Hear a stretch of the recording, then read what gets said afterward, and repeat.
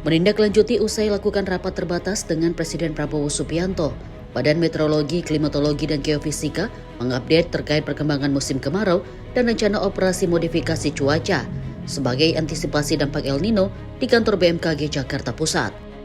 Kepala BMKG Tengku Faisal Fatani menjelaskan fenomena El Nino di tahun 2026 ini yang lebih kering dan berdurasi lebih panjang di sebagian besar wilayah Indonesia hingga meningkatkan risiko kekeringan, kebakaran hutan dan lahan, serta berbagai dampak pada sektor strategis.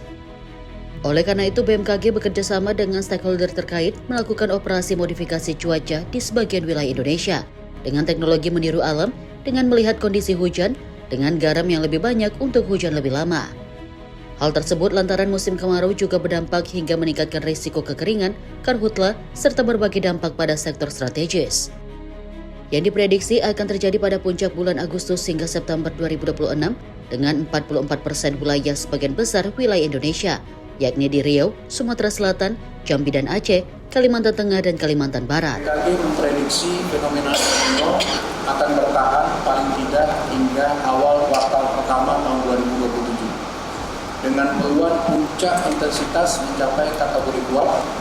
Selain itu juga terdapat potensi IOD positif pada September hingga Desember tahun 2026. Yang kedua, hingga pertengahan Juli 2026 sebanyak 509 zona musim yang mencakup 54,5% luasan daratan Indonesia telah memasuki musim kemarau.